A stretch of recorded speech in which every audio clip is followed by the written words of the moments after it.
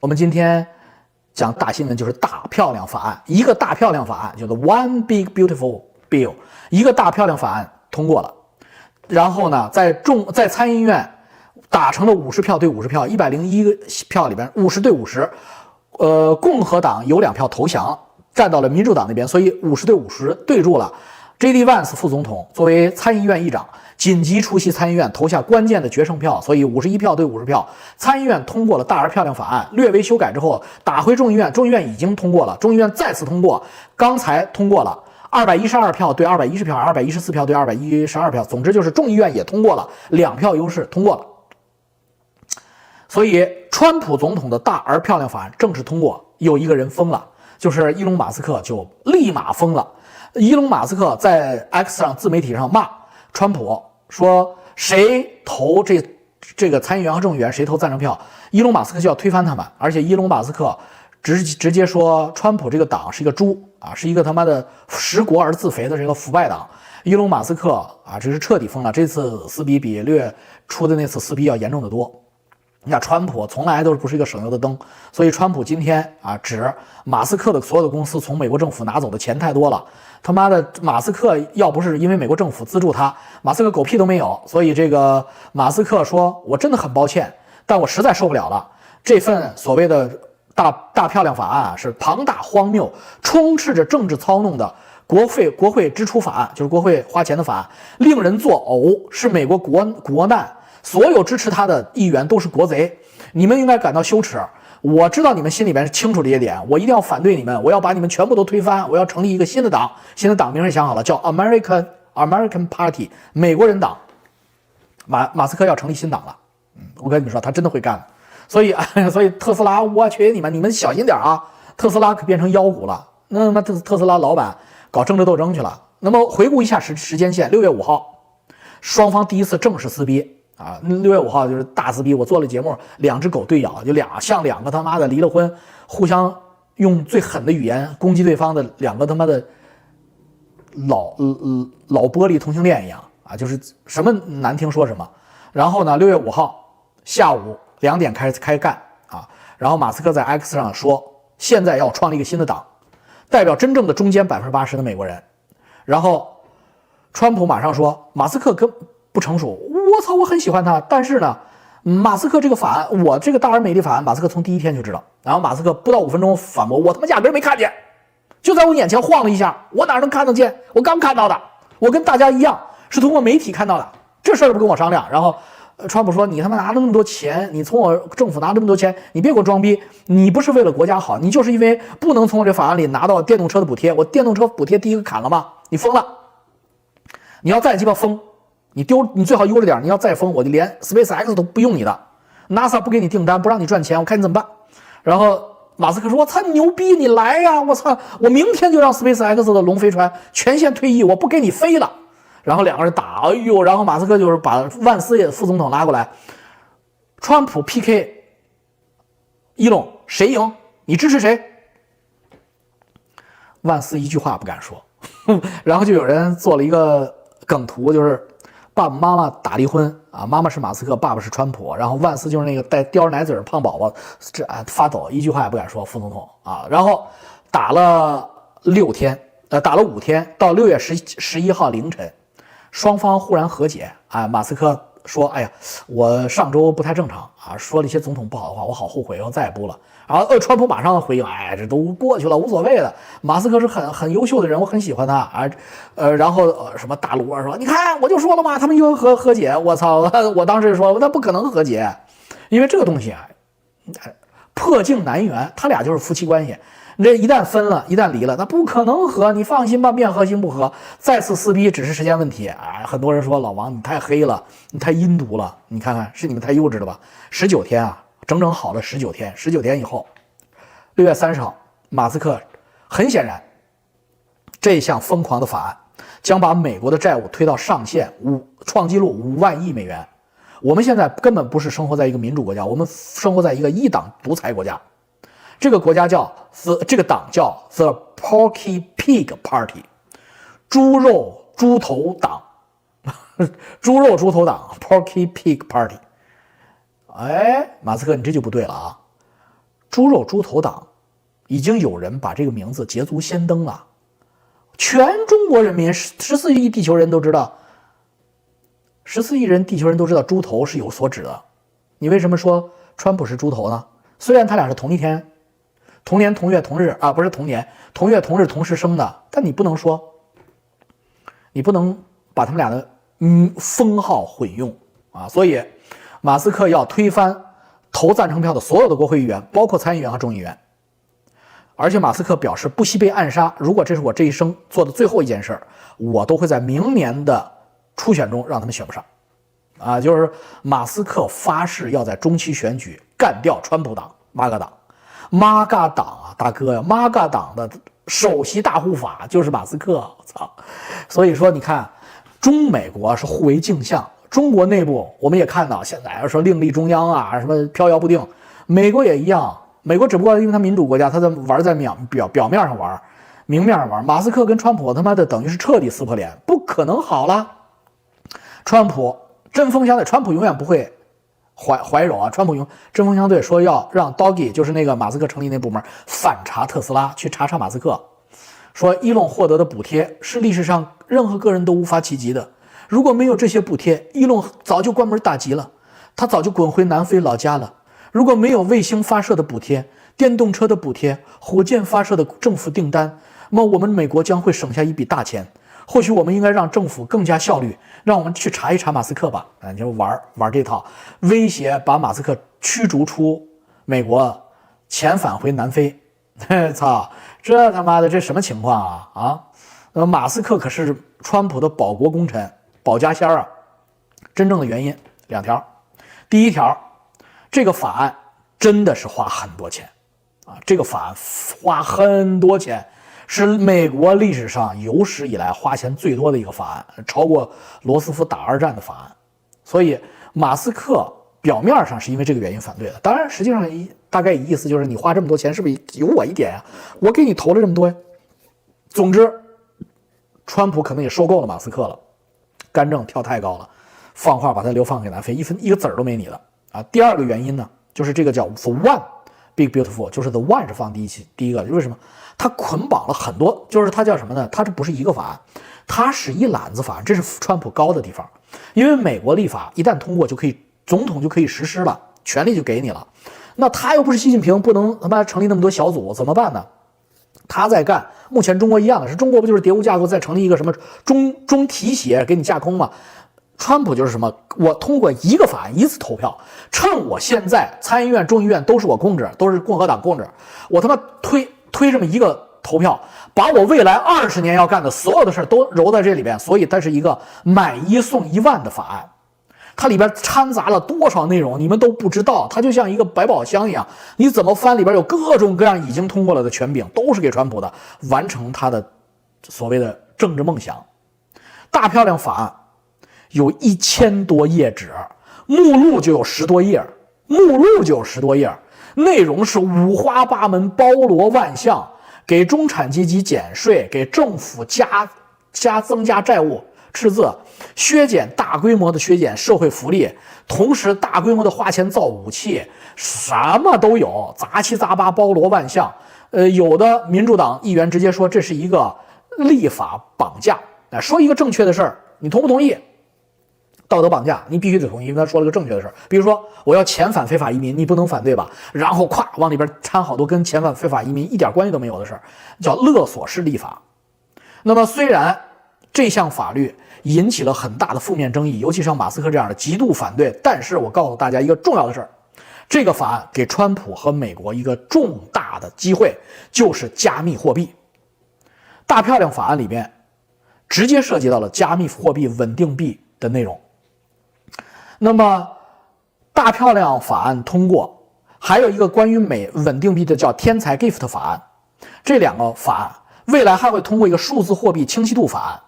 这3个法案通过之后，美国就是一个合法干数字货币稳定币的国家了，美元就会变成一个数字美元，川普一举会夺得2到3万亿美元的政府所谓的赤字空间，就是他现在已经还不起债了。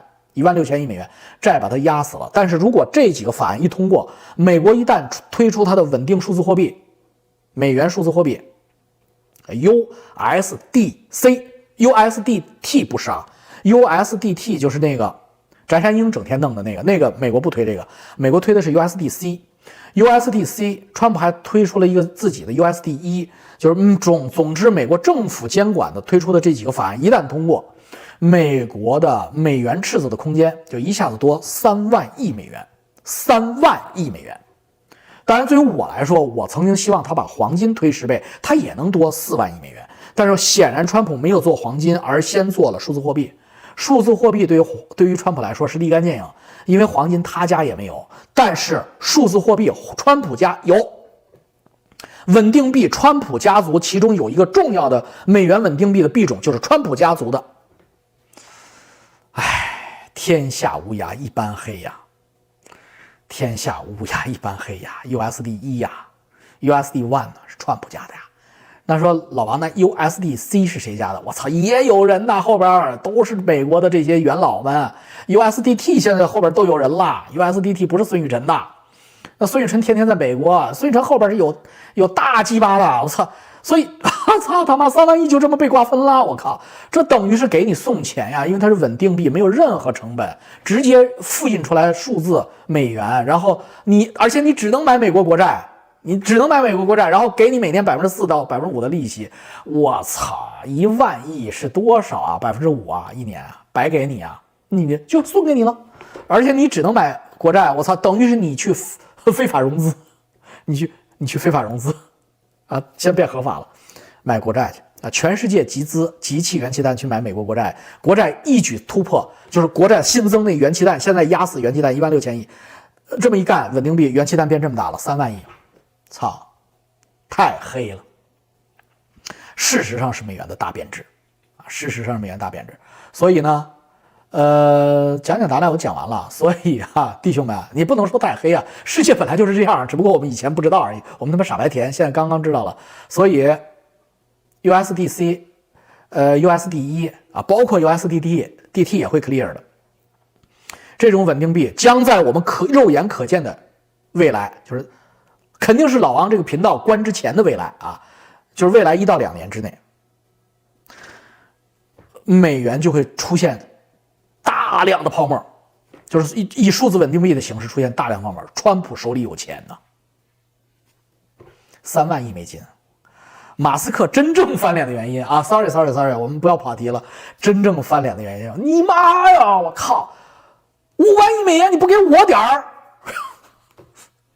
你至少得20%吧！我操，这是咱们都说好了的大秤分金银，大酒大块吃肉，大碗喝酒，咱俩一起打下来的天下。我操，马斯克马上又知道，我操，你投共吧。不是铁流，黄金不会晚，重大利好，重大利好。所以弟兄们，马斯克很有可能投共的，要不要小看我今天的预言啊？因为当时马斯克 all in 川普的时候，他就怕拜登他们胜选，贺锦丽胜选，一定会政治迫害他。美国没有那么干净的，一定会政治迫害的。马斯克在这个蓝星上只在乎一个人，马斯克根本不在乎他那个变性的儿子，或者他后边生的这10几个，他根本不在乎，他只在乎他妈。马斯克非常爱他的妈妈，你们看他妈在哪儿？马斯克把他流动性最好的钱给他妈妈了，你们看看他妈妈在哪儿？马斯克在中国有一个铁杆的哥们儿，那个关系要比川普跟他还要好，那个人叫李强。没有李强就没有马斯克，马斯克很清楚这一点。马斯克身边的副总裁那个中国脸，我就不点他名了，你查也知道，那是马斯克的官方指定接班人，那个就是李强的代言人。所以马斯克要是转投了共，我去你妈的！那美国对中国的所有的科技优势全化为乌有。你现在不就是 SpaceX 厉害吗？星链厉害吗？啊，那是马斯克的，投共了。他那大火箭在德州造，你还给他找麻烦？我操，他造出5个来，他觉得好伟大。咱去镇江造船厂吧。马斯克，李强又说了，给你1万亩地，没钱，抵押1万亩地贷款给你融资。那火星明年就到了，那现在马斯克1个月、2个月发一艘星舰，那要是李强在上海顶他，就像当年特斯拉第一家超级工厂上海工厂一样顶他，那大火箭不是他买的，那一次造5艘，那叫中国制造吗？那叫美国制造。那中国的这个产业工人，中国这个钢铁，中国这个他妈的速度，造船这个基础，我保守点，1个月造50艘。以马斯克的性格，1个月50艘。那老王1个月50艘意味着现在就可以去火星了，能炸的全炸完了，剩下的都是早都他妈趟好了。你把一艘接一艘的往上上，一天干2艘，有什么 idea 有什么 bug 全他妈卡出来了。我靠，这屌人要是投了共，我操不得了了！你不要以为我又胡说八道了，你们拭目以待啊！因为他有这个迹象，他把他妈已经放到上海去了。投共对他有利吧？太有利了，太有利了。昨天我跟那个警察总署署长讲，我说他妈的马斯克有可能投共啊，你们小心点。他不可能，他投共他完蛋了，那共产党收拾他。我说大哥你幼稚了，你别看你岁数大，你幼稚了，你是他妈的身在庐山中啊！你要知道，共产党收拾你，共产党不会收拾他。为什么？他是白的。共产党收拾你，因为你是家奴。共产党有一句名言，就是老佛爷说的，叫宁与外贼，不与家奴。你们算什么？你们是家奴。别看你们当年都是什么公安部副部长，什么他妈的公安厅省厅厅长一把手，政法委书记，你们在共产党眼里就是奴，想让你死你就得死，你是个奴才。但是人家马斯克，你再想想白求恩，你再想柯蒂华，你们小年轻说柯蒂华是谁不知道吧？柯蒂华，印度阿三，柯蒂华，白求恩，黄文欢，西哈努克，就根本就狗鸡巴不是的弹丸小国的外国人，只要投了共，全是锦衣玉食，一辈子好吃好喝。共产党比你看得远得多，共产党怎么能收拾马斯克呀？他鸡巴回来，他就是超级白求恩，我操！共产党要给他立碑树庙的，操，建庙的。所以，哎呦，这个世界好乱呐啊！郭先生几年前就说了，那郭先生和我叫英雄所见略同啊，我也同意郭先生这个观点，因为马斯克投共与马斯克有百利无一害，而且他是商人，他本来就没有国家概念。人家马斯克说的很清楚，人类必须找多行星国家，谁他妈什么中国、美国有什么关系啊？好，行了。想想李鸿章的洋枪队，确实对吧？你想想袁世凯的北洋北洋陆军学堂，老外那中国人从不干老外，对老外客气着呢。哎呀，客气的上国贵宾，而且马斯克现在带着这种高端制造过来，那简直是恩人。AI， 马斯克的 AI 也不弱，自动驾驶 FSD 造车，整个中国电动车没有马斯克、特斯拉，他们能造出来吗？不就是因为超级工厂带活了产业链，才有今天中国的电动车制霸全球的实力？那马斯克没有搞上海超级工厂，他们狗屁！当然，客人讲，那也没有马斯克了，马斯克也死了。大老王智慧交税来了，谢谢你啊！大老王智慧很厉害，10万粉了都。所以你要知道，马斯克根本就不会第一性原则。我看到了，郭总统看到了，马总统能看不到吗？啊，马总统只不过不愿意去，觉得 low。那你看他在美国混不下去了，你给他驱逐了，他能来加拿大吗？你开玩笑，他能去南非吗？他得去第2超级大国呀，去南非有个屌用啊，啥都没有。去加拿大有个屌用啊，他妈的繁文缛节，他妈社会主义，他更什么都干不了。那中国那不是海阔凭鱼跃，天高任鸟飞，你弄大火箭，中国给你加满，那太厉害了啊！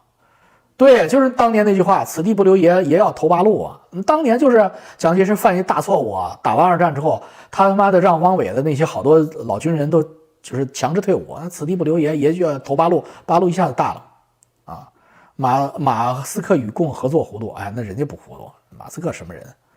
上海送给马斯克算了啊，3本字典那么厚，可不？所以马斯克是坚决反对这3本字典。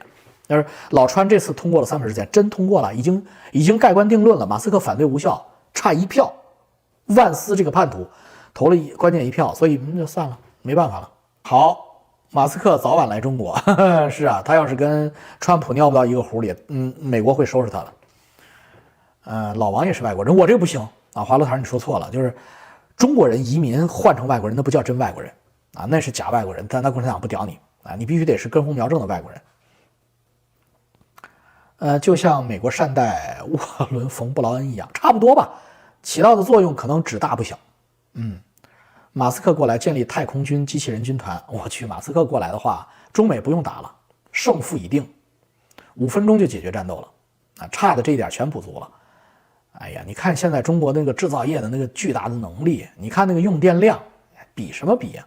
你只能靠高科技来那么一下。你要是打常规战争，像俄乌那样去中美之间消耗起来，你比什么比？你们知道用电量差？那马斯克那天贴了嘛？用电量差了多少？中美之间的发电量差了多少？你比不了，制造能力差天壤之别。哎呀，那防火墙呢？防火墙跟人马斯克有什么关系啊？防火墙跟我都没关系，你们不知道吧？中国人就是美国和加拿大人啊，任何一个国家人，日本人只要拿着我们的手机去中国，没有防火墙，中国没有防火墙。就是你只要拿着外国的手机号，外国运营商回中国，中国移动自动识别你是外网，给你所有的权利，你不用翻墙。那你们又忘了什么叫奴才了？家奴，家奴你就别想了。洋的人那怎么能有防火墙呢？没有防火墙。共产党太牛逼了，共产党只欺负奴才两脚羊，因为两脚羊是他基本盘，他给两脚羊搞定了，操，那他稳如泰山，两脚羊多呀，干活不要命啊。你看看两脚羊的工作状态，你看看两脚羊有多他妈的自觉啊！就是我今天在网上看，今早上起床看到了这么一个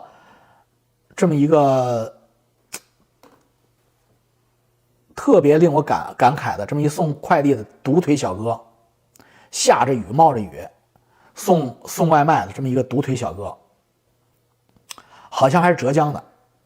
哎呀，残疾人，我是感慨万千。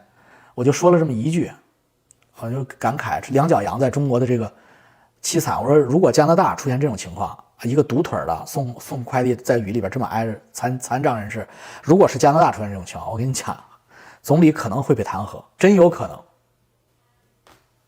然后就一堆人翻墙出来的粉红，一堆人绝对不是共产党啊，绝对不是共产党。哎，骂我臭傻逼！你们加拿大满地都是 homeless 啊，残疾人自食其力难道不应该吗？啊，难道你们加拿大的残疾人不能工作吗？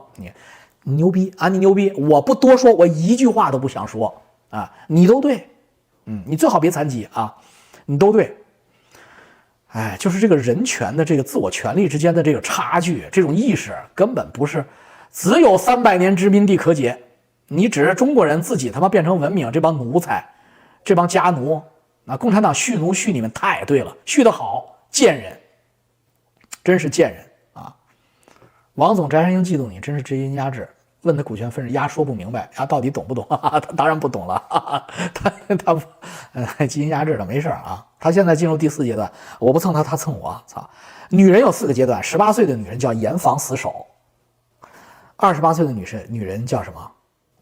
叫来者不拒，不是叫半推半就。